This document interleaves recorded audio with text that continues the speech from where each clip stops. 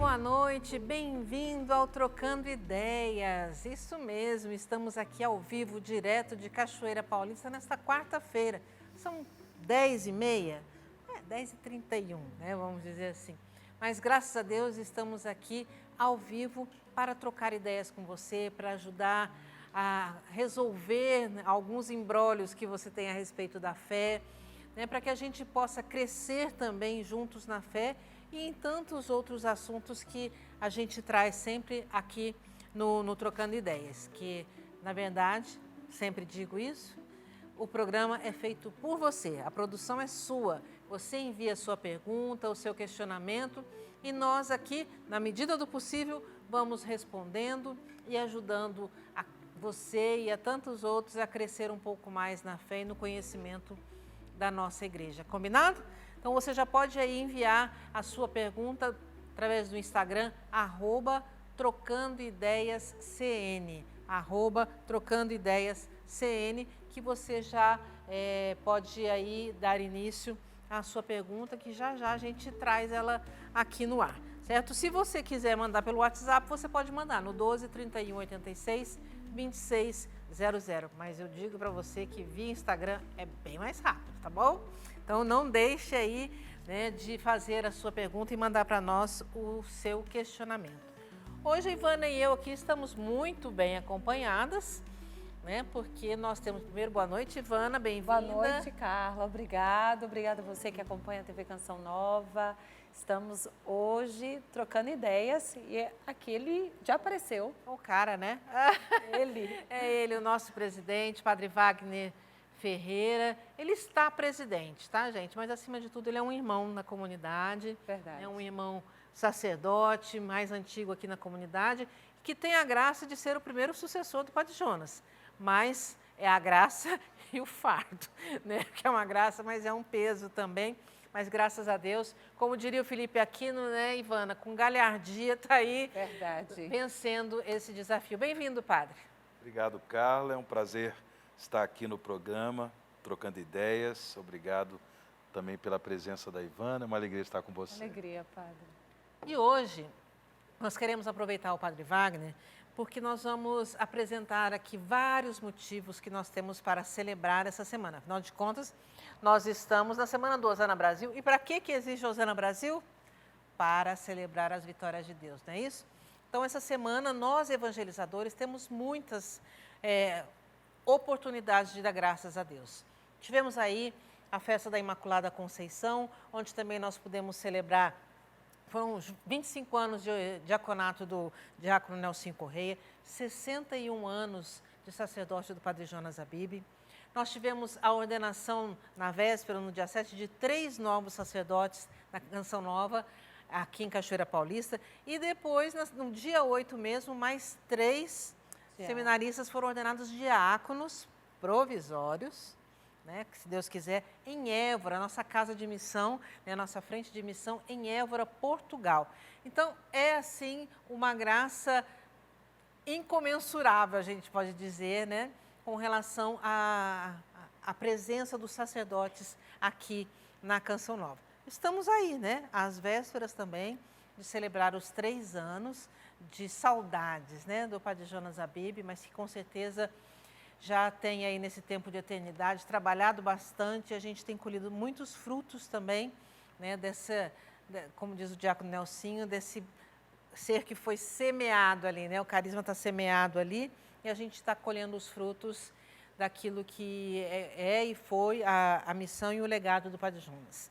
Também teremos no final de semana o Hosana Brasil. Então, dá tempo de você vir para cá também, celebrar aí as suas vitórias. Mas hoje, de uma maneira muito especial, como eu falei, no dia 8, na Imaculada Conceição, a igreja toda no mundo celebrou os 50 anos da Evangelii Nuntiante. Que para nós, Canção Nova, é um documento fundante, né, se a gente pode assim dizer, porque ele foi o documento de Paulo VI que o Padre Jonas estudou e daí nasceu todo esse né? Estava aí a pontinha do iceberg da Canção Nova, estava ali no Evangelho Anunciante, mas eu não vou falar muito porque a gente tem o Padre Wagner aqui para isso hoje, né? Mas a gente vai celebrar isso também, porque não é só para a Canção Nova, né? Com certeza a Evangelho Anunciante, ela faz um bem imenso a toda a igreja, não só do Brasil, mas do mundo. Mas vamos lá, né, padre? Começar desde o começo. Vamos lá. Evangelho Anunciante, 1975? Exatamente. 8 de dezembro de 1975. Esse documento do Santo Padre, Papa São Paulo VI, foi publicado. Vejam bem, é claro que na própria introdução da exortação apostólica Evangelho Anunciante, o Papa, ele nos apresenta o que está por trás, o que motivou a escrita deste documento sobre a evangelização no mundo contemporâneo. Bem, Então, primeira... Só interrompendo o senhor só um pouquinho, desculpa. Sim. Evangelho Anunciante é evangelização no mundo contemporâneo, tá, o gente? anúncio do Evangelho, né? Anunciar o Evangelho. E, veja, 1975, então, 10 anos, a comemoração dos 10 anos do encerramento do Concílio Vaticano II. Agora, esse ano, 2025, nós estamos completando 60 anos do encerramento do Concílio Vaticano II. Então, a Evangelho Anunciante, ela traz no seu conteúdo também aquilo que foi refletido sobre a missão da Igreja no Concílio Vaticano II. Sendo uma exortação apostólica pós-sinodal, significa que um ano antes, então, em 1974, ocorreu a terceira Assembleia do Sínodo dos Bispos, em Roma. O Sínodo dos Bispos também foi uma, digamos assim, inspiração que os padres conciliares do Vaticano II tiveram.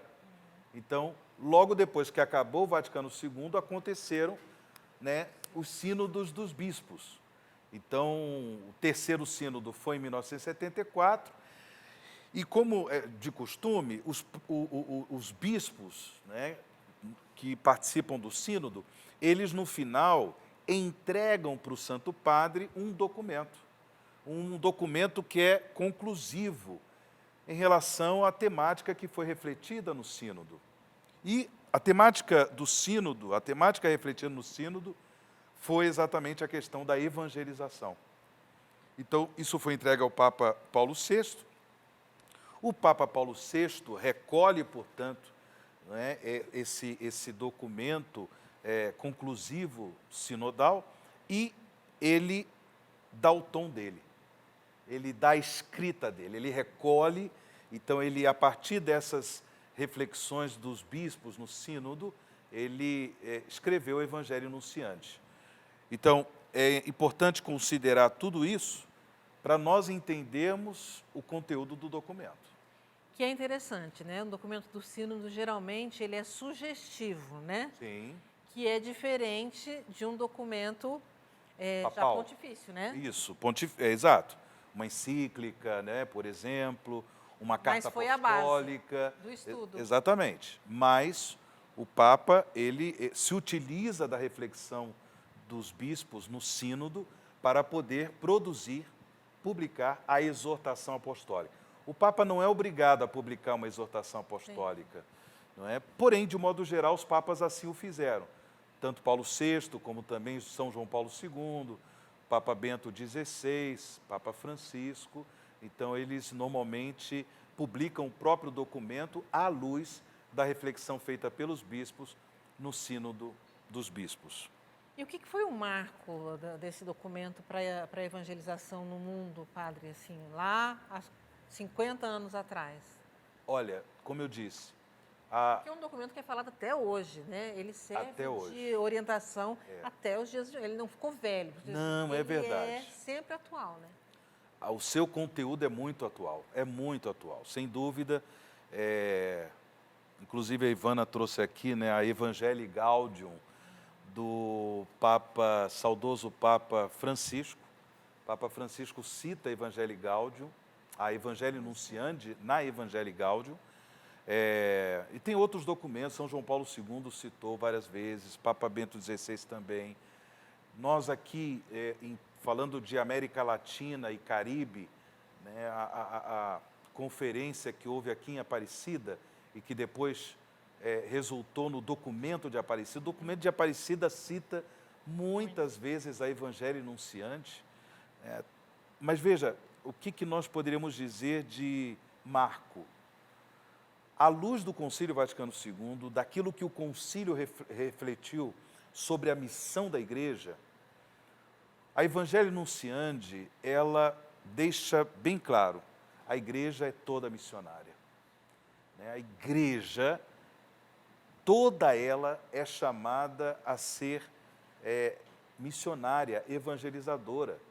Portanto, a evangelização não é somente um serviço que deve ser prestado pela hierarquia da igreja, pelo Papa, os bispos, os sacerdotes, os religiosos e religiosas. Só os consagrados. Os consagrados, né? Mas o documento evidencia a importância do protagonismo dos leigos e leigas. O protagonismo, de modo que todos os batizados devem se sentir chamados, vocacionados ao compromisso com a missão evangelizadora. Depois, assim, o documento retoma algumas coisas que para nós hoje é evidente, mas para a época não era tão evidente.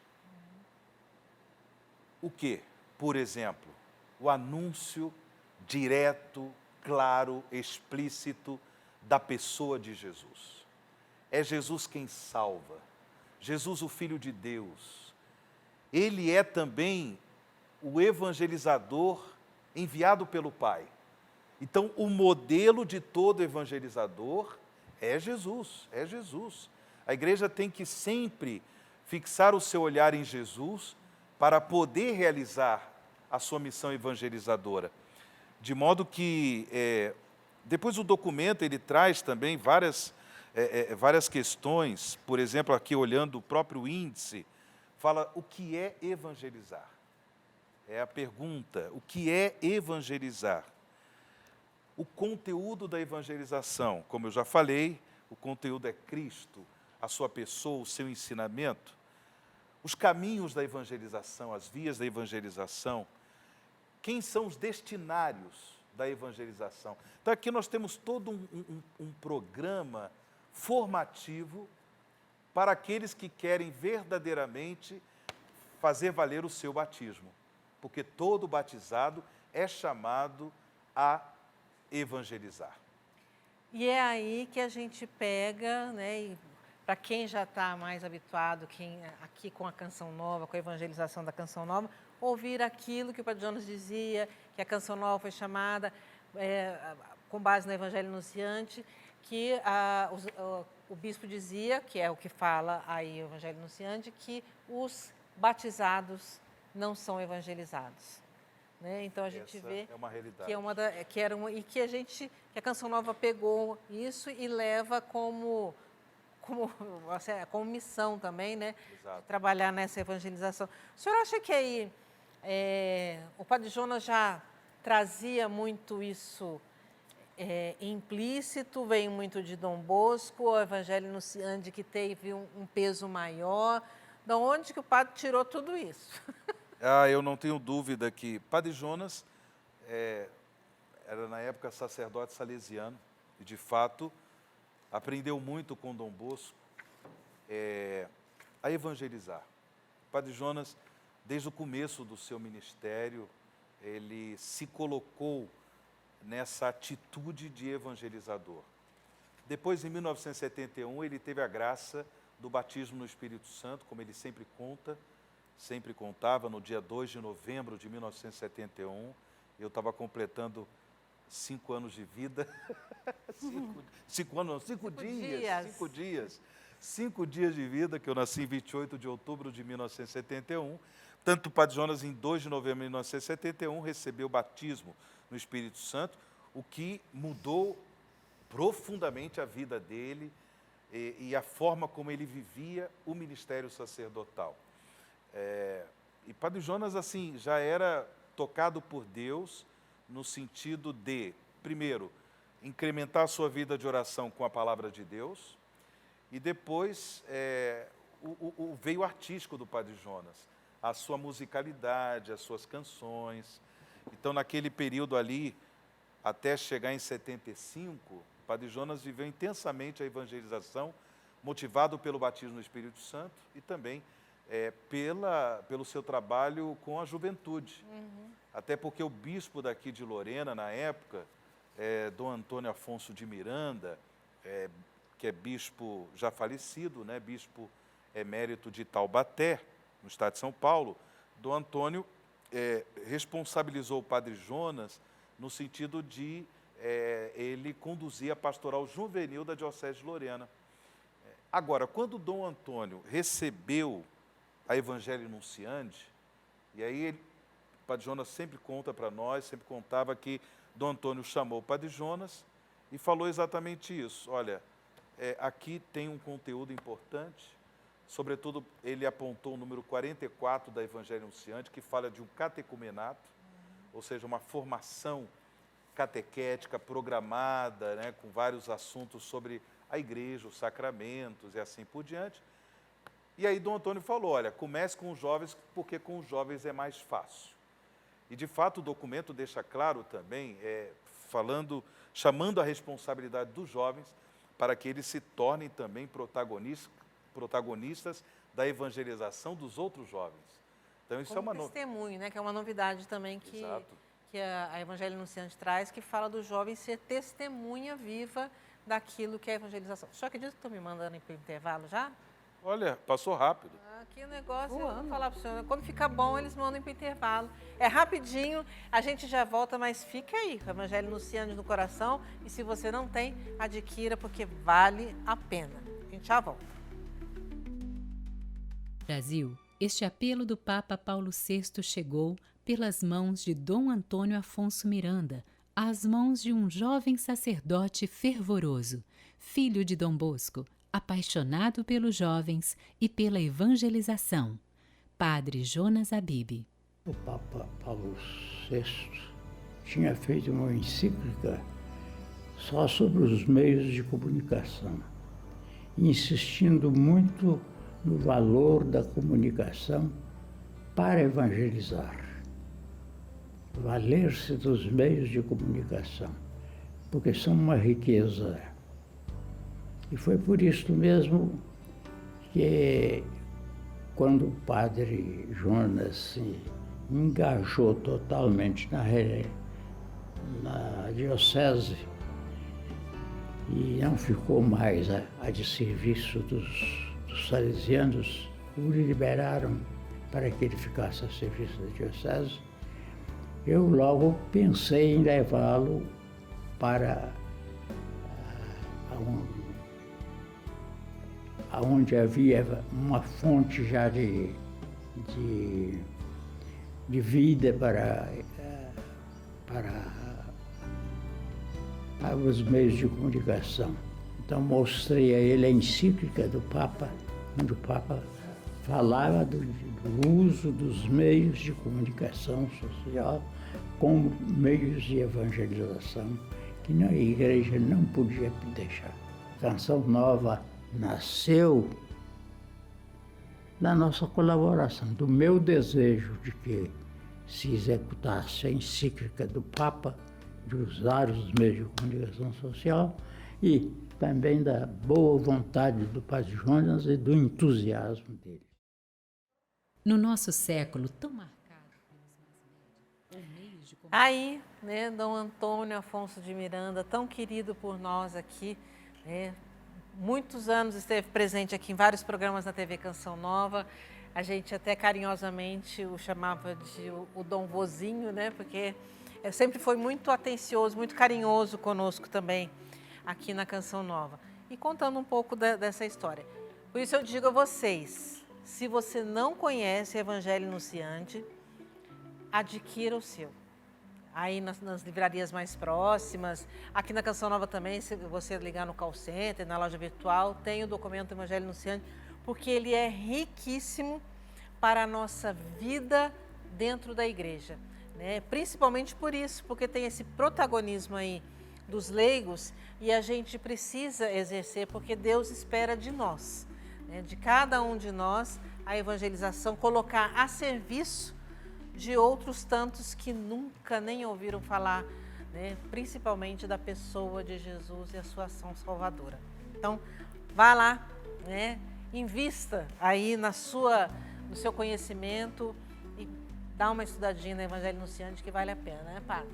Sim, vale a pena. Como eu falei, é um documento que ele nos motiva, sim, a evangelizar, mas ele também nos prepara, né?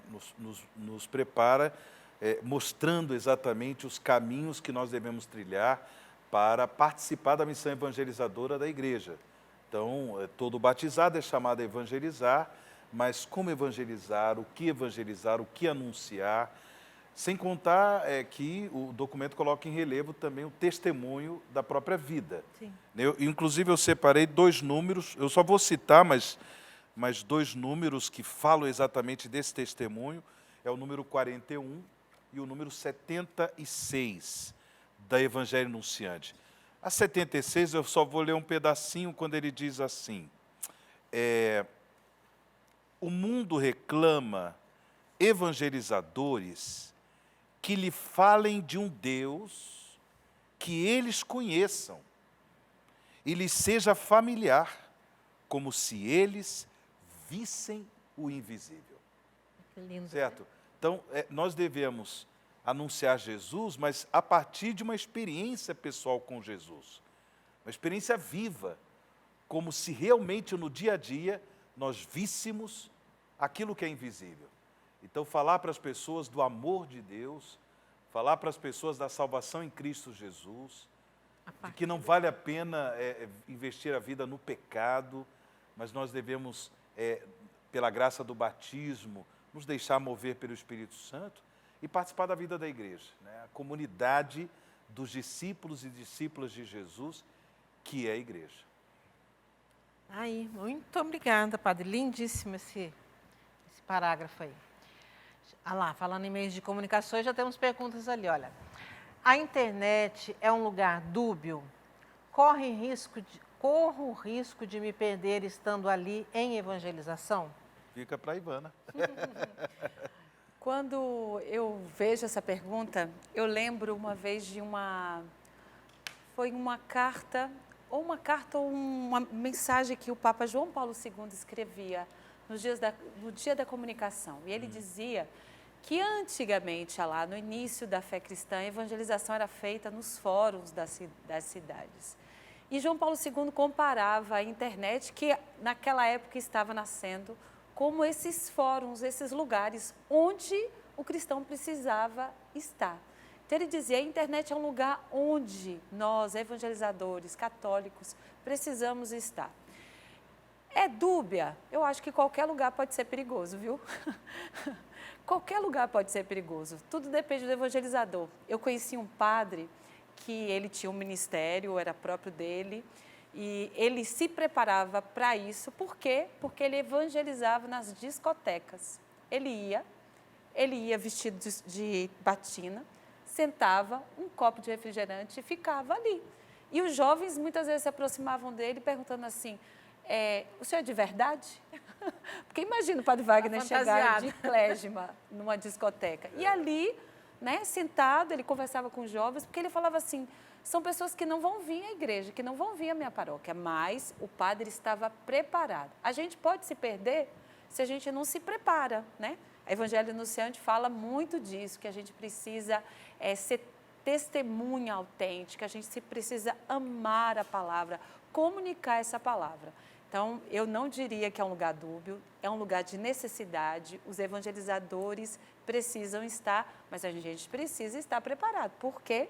porque também é um lugar onde a gente sabe que Mas é isso que você falou, é usado. qualquer lugar, né? É qualquer lugar. Você tem que estar preparado, a gente tem que ter uma vida coerente com a fé, com aquilo que... E hoje é uma das coisas que o jovem exige muito, né? Principalmente dos evangelizadores, eles querem coerência de vida. Você E é tem muito que ser bonito, coerente com Carla. aquilo que você prega. Citando o Evangelho Nuntiante, o Papa Paulo VI fala que o homem moderno escuta muito mais de bom grado as testemunhas do que os mestres. E se escuta os mestres, é porque eles são testemunhas. Então, Esse é o número 41 do Evangelho olha aí, Nuntiante. tá vendo? Olha que bonito. Então, a gente precisa mesmo testemunhar a nossa vida com Cristo. Esse é o comprometimento que a gente tem que ter sempre, né? Vamos lá.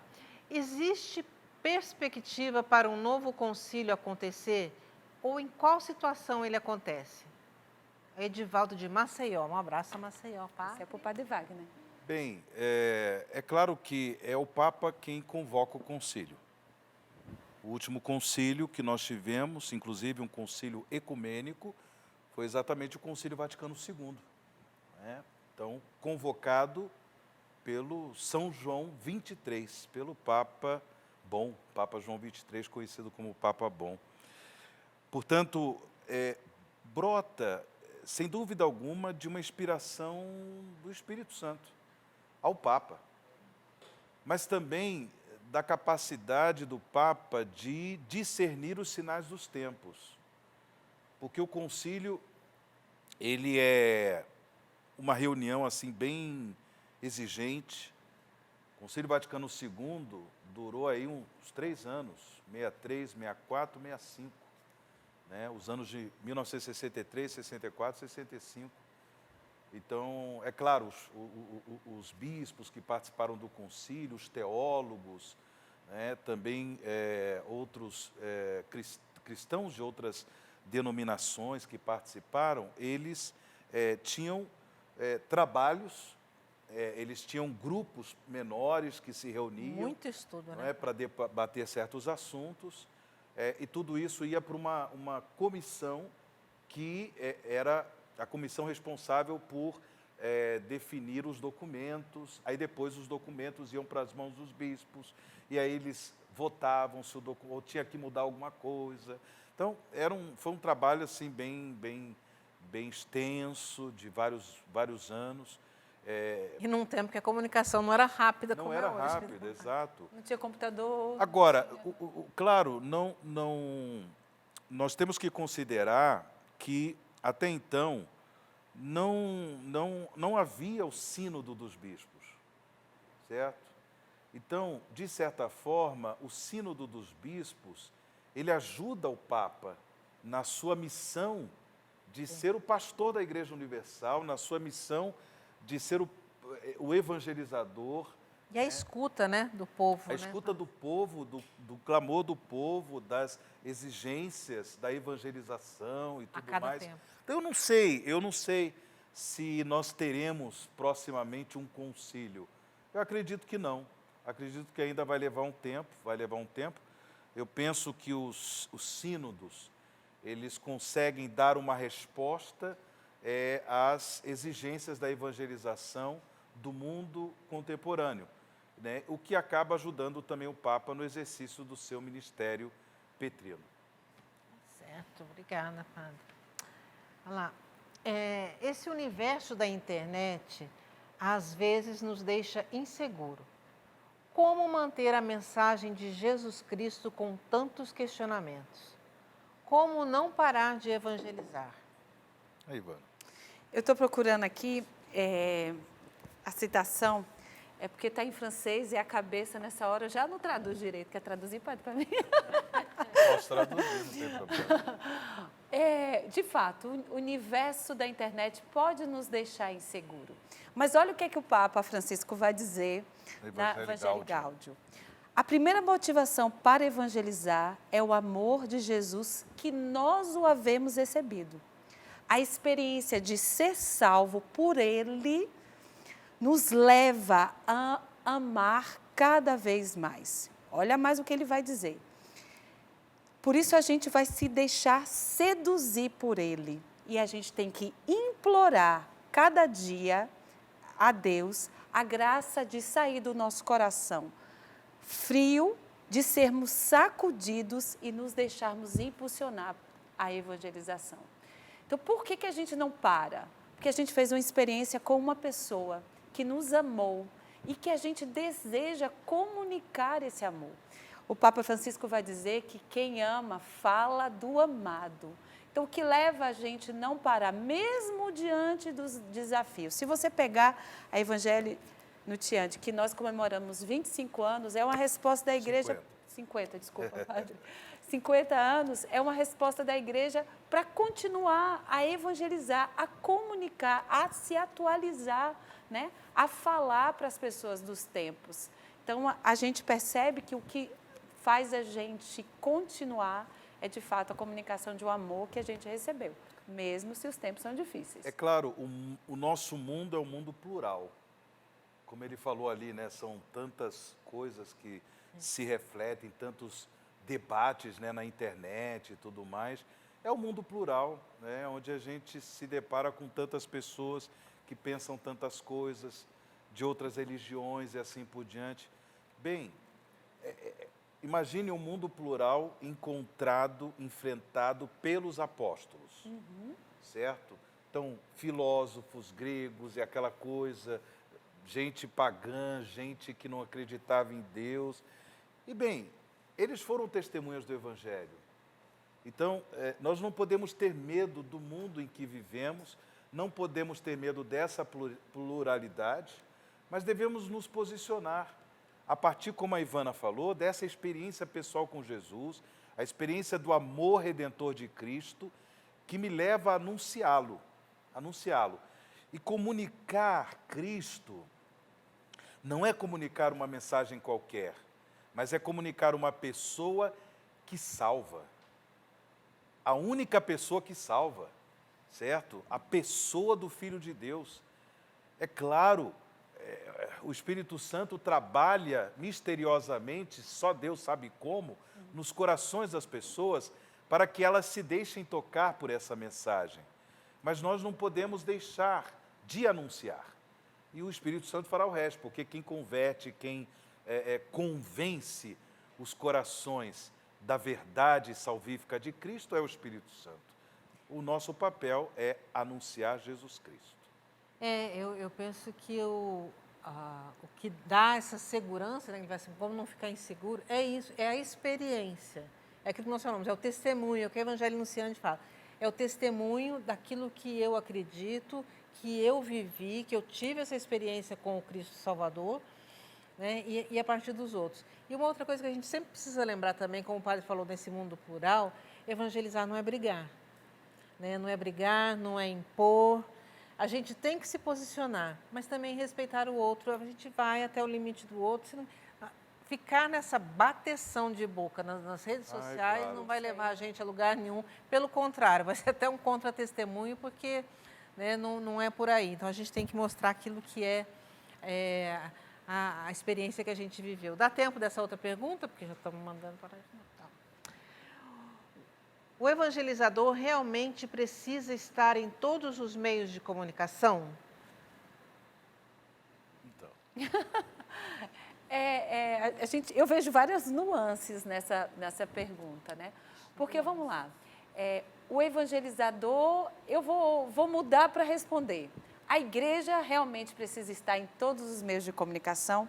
Vou pegar a Evangelho Nuntiante, número 45. Isso aí. E o Papa, o São Paulo VI vai dizer, a igreja viria se sentisse culpável, olha a palavra forte que ele usa, culpável, diante do seu Senhor, se não lançasse mão desses meios potentes que a inteligência humana torna cada dia mais aperfeiçoados. É servindo-se deles que ela apregoa sobre os telhados a mensagem de que é depositária. Olha que bonito. A igreja é serva da palavra, ela não tem a propriedade, ela é depositária e ela é serva. E por ser serva, ela precisa lançar mão de todos os meios, sim, para fazer a mensagem chegar para os telhados. Agora, quanto evangelizador, se você traz, né, esse dom, essa desenvoltura de usar os meios de comunicação, sim, use, né? Mas a evangelização não é só falar, não é só pregar o evangelho. A evangelização se passa também pela caridade, a evangelização se passa também pela catequese, a evangelização se passa por tantas pastorais que acontecem dentro da nossa igreja. Então, sim, o evangelizador precisa, né? Eu gosto muito de uma palavra de São Paulo que diz: a gente precisa pegar o evangelho, como é que é mesmo? A tempo e contratempo, usando de todos os momentos para falar de Jesus e da experiência que a gente vive com Ele. Então, a gente precisa mesmo estar em todos os lugares. Vamos lá, sem medo, né? Vamos estar com coerência e vivendo bem. Nós vamos para mais um intervalo, como sempre voa o programa bom, e a gente já volta. Estamos de volta aqui para o último bloco desse programa. Gente de Deus, como voa o tempo aqui. Eu já vou aqui só mostrar para o padre, ler para ele uma mensagem que chegou, que é direta para ele, e a gente já vai para a próxima pergunta. Padre, a Andréia Bento, ela é de Ubá. Ela diz assim: boa noite, Padre Wagner, sua bênção. Há uns 30 anos, já era criança, né? O senhor esteve em Tocantins. Foi um grande movimento aos jovens. Foi mais difícil anos atrás ou agora? Os jovens não têm muita vontade ou conhecimento. Então, ela disse que esteve com o senhor acha que há 30 anos atrás era mais difícil que hoje? Bem, de fato são contextos diferentes, não é? Porque também a revolução tecnológica em termos de internet, que agora nos coloca no contexto da inteligência artificial, isso também impactou muito a vida dos jovens, das gerações atuais. Então, os tempos eram diferentes, nós tínhamos outros desafios. Então, dizer que lá era mais fácil do que agora é muito subjetivo, né? Mas agradeço, Andréia, a sua pergunta e fico feliz também de você fazer memória desse momento, desse encontro, né, com a juventude. Então, é claro que nós temos que, para evangelizar, ter também um certo conhecimento do destinatário da evangelização. Mas um destinatário que é um irmão, é uma pessoa que tem direito a ouvir o anúncio de Jesus Cristo. Então, existem diversas formas de você se aproximar de um jovem. Se já é um jovem que participa da vida da igreja, mas ainda é superficial e tudo mais, tem um jeito. A Ivana citou esse caso aí de um padre que estava lá numa discoteca. O que o Papa Francisco falava da igreja em saída, não é? Então, a igreja em saída, esse movimento de ir ao encontro e estabelecer um diálogo, né? Antes de tudo, se interessar pela pessoa do jovem e não se aproximar simplesmente porque você tem uma verdade a ensinar e assim por diante. Até porque também os jovens têm muito a nos ensinar. Então, nessa troca, nós podemos criar, né, um diálogo, um relacionamento que favorece o anúncio de Jesus Cristo. Depois é o testemunho mesmo, como você também citou, Carla, a juventude, ela exige coerência dos evangelizadores. É claro, nós somos pecadores, então não é coisa simples viver essa coerência. Nossa vida sempre está aquém da exigência da palavra de Deus. Mas nós devemos correr atrás, né, pela graça de Deus, e procurar realmente dar testemunho da fé, que isso, o Espírito Santo se serve disso também para convencer os corações. Exatamente. É um dia de cada vez. Posso dar um testemunho? Pode. Só quero te dizer também que tem um conterrâneo seu aqui, o William, que diz que está acompanhando de Salvador, Bahia. Nossa! Olha aí, grande abraço. Abraço. Uma vez eu fui entrevistar um cardeal francês, quando eu morava na França, e um cardeal que trabalha bastante com a evangelização, e eu, na minha ignorância, fiz esta pergunta para ele: senhor cardeal, eminência, é mais difícil evangelizar hoje nos tempos contemporâneos. Ele olhou para mim e falou assim, eu detesto essa pergunta. Aí eu olhei para ele assim, ele falou assim, sabe por quê? Quando 12 missionários, né, apóstolos, saíram fugidos de um lugar e eram homens qualquer, pescadores, cobradores de imposto, e eles foram enviados, vamos dizer assim, né, para tantas partes do mundo que naquela época era o auge, Roma, Grécia, e eles evangelizaram. Aí ele olhou para mim e falou assim, o problema de fato é o momento ou os evangelizadores? Exato. Né? Então, eu lembro sempre disso quando eu me deparo com as urgências dos tempos, né? As necessidades que a gente vê. E eu olho para mim e digo assim, o quanto que eu preciso pedalar para poder evangelizar. A gente tem muito o que fazer mesmo. Padre, o senhor poderia falar de forma resumida dos tipos de documentos da igreja? É um desafio, viu? Porque... Primeiro falar resumido. Dos documentos, né? Porque, veja, inclusive existe um compêndio, digamos assim, chamado Denzinger. O Denzinger, quem estudou, fez teologia, vai saber o que é esse livro, esse Alemão. compêndio. Alemão? O autor, sim, mas aí você tem ele traduzido, né, nas diversas línguas, inclusive no português. O Denzinger, ele concentra os diversos documentos da igreja desde da primeira publicação de um documento. Então, ou seja, o que diz respeito a concílios. Esse ano nós celebramos, né, dentro do contexto do Jubileu da Esperança, os 1700 anos do Concílio de Nicéia, não é? Papa Leão XIV esteve lá na Turquia, na sua primeira viagem apostólica, exatamente para celebrar esse acontecimento importante da vida da igreja, os 1700 anos de Nicéia. E, a partir daí, os diversos concílios. Depois, com o passar do tempo, os papas sentiram a necessidade de também eles publicarem os seus documentos. Então, é claro, o documento conciliar, ele tem um valor maior, em termos de hierarquia, né, de valor, maior do que um documento papal, do que um documento pontifício. Por mais importante que seja um documento pontifício, mas o documento de um concílio tem uma importância ainda maior. Mas os papas, pouco a pouco, sentiram a necessidade de publicar os seus documentos. E aí vieram as encíclicas, né? Vieram as cartas apostólicas, as mensagens, né? Por exemplo, mensagem para o Dia Mundial da Paz, o primeiro dia do ano civil, né? O primeiro dia do ano civil, comunicações para tantas outras mensagens, né?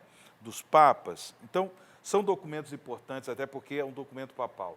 Então, mesmo que não seja um documento dogmático, mesmo que não seja um documento ex cátedra, né, da inspiração mesmo do Santo Padre, mas é importante o documento papal. Então, e depois nós temos também documentos aí que são mais regionais. Então, você tem um documento de Aparecida, nós citamos, por exemplo, do Episcopado Latino-Americano Caribenho, desde o documento de Medellín, passando por Puebla, depois temos Santo Domingos e assim por diante, Aparecida. Então, os documentos das conferências episcopais, eles têm o seu valor, têm a sua importância. E depois os documentos que os bispos também, eles são chamados a exercer o seu ministério, o seu pastoreio, o seu magistério na sua igreja particular, na sua diocese. Então, pode ser que o bispo também sinta a necessidade de publicar um documento. Os dicastérios também, né? Exato. Os dicastérios prestam também esse serviço ao magistério pontifício, certo? Então, um dicastério, como o dicastério dos leigos, família e vida, o dicastério dos bispos, e assim por diante, eles também podem publicar documentos mas os seus documentos sempre têm o aval do Papa. Não é o documento do Papa, mas o Papa aprovou aquele documento. Também tem o seu valor, tem a sua importância. Obrigada, padre. Ah lá, vamos lá, dona Ivana, olha, como viver o anúncio dentro de casa? Eu e meu marido somos de comunhão diária, mas ele quer viver como solteiro, vai para a igreja sozinho. Como tornar o anúncio vivo diante desse caos? Vamos lá. Várias perguntas dentro de uma pergunta. Então, como viver o anúncio dentro de casa? Quando a igreja fala da família, ela vai dizer que a família é a igreja doméstica, né? É nesse lugar, nesse primeiro lugar onde o evangelho é anunciado. Mas como o evangelho deve ser anunciado na família? O evangelho deve ser anunciado na família da forma mais concreta, no amor. Então, o primeiro anúncio é esse, é o anúncio do amor. A família não é um lugar de perfeição. Muitas vezes a gente se desmotiva, né? Principalmente se é um casal que frequenta a missa diária, tudo. Uma mulher muitas vezes se desmotiva porque ela quer uma perfeição. E a família é um lugar de testemunho paciente, de amor concreto, de perdão. Então, a gente anuncia o evangelho dessa forma, nesse amor concreto. Você disse que vocês vão para a missa diária, que ele quer viver como solteiro e vai para a igreja sozinho. Agora, não sei se você quer dizer que ele quer ser solteiro, vive como solteiro porque ele vai para a igreja sozinho, ou se tem outras coisas aí, né? Então, vamos lá. Eu vou partir que ele vive como solteiro porque ele vai para a igreja sozinho. Homem e mulher vivem completamente diferente. Aliás, todo mundo, cada um, né? A minha relação que eu vivo do meu jeito com Deus é diferente da do meu marido, que vive de outra forma. Então, muitas vezes a mulher é mais expansiva. Que não tem o certo, né? ou errado, né? Que não tem certo ou errado, isso. O homem é mais introvertido, ou vice-versa, porque cada um é de um jeito. Então, não tenha receio se ele vai para a igreja sozinho. Muitas vezes ele é um bom solitário, ele gosta de estar ali, ele rezar, falar com Deus. Então, entenda o seu marido, como é que ele é, como é que ele reza, como é importante e, sobretudo, o fruto dessa vida de oração, porque é pelos frutos que a gente reconhece a árvore. Agora, se ele vive como solteiro porque vocês dois ali não têm uma unidade, modo financeiro de gerar família, ou ele tem as coisas dele, né, e você muitas vezes não consegue ali, vocês dois ainda não conseguem caminhar juntos, converse, né? A gente sempre fala aqui no Trocando Ideias que a comunicação ela é um dos pilares da vida matrimonial. Muitas vezes é difícil, muitas vezes é complexo comunicar, mas é uma coisa que a gente precisa lutar e procurar viver. Se está difícil, procure ajuda. Eu gosto sempre de lembrar que existem pessoas que podem nos ajudar, conselheiros conjugais, que podem afinar essa comunicação na vida do casal. Que muitas vezes a gente se ama, a gente se quer bem, mas a gente não sabe, a gente não aprendeu. Não sabe se É comunicar. verdade. Né? E a gente Relacionar. precisa de uma boa ajuda. Outra coisa que eu sugiro para você, existe tanto encontro de casais, né? Existe tantas ferramentas maravilhosas, me vem aqui no exemplo as equipes de Nossa Senhora, né? Existem métodos que fazem o casal se dar o direito de se sentar e ali, né, ter algo espiritual para fazer, mas também uma boa conversa. Então, tem meios, procure eles. Eu diria isso. Se o padre quiser completar, você, Não, Carla. Isso mesmo, Esse é o caminho, padre. muito bom. Ah lá, padre, os documentos hoje estão pegando, olha. Padre, a igreja, quando escreve um documento, necessariamente está enxergando um caminho que precisa ser retomado? É de acordo com uma necessidade? Exato, exato. O Concílio Vaticano II, por exemplo, ele fala em diversos documentos sobre os sinais dos tempos. Ou seja, Deus também nos fala por meio dos acontecimentos da história, da humanidade.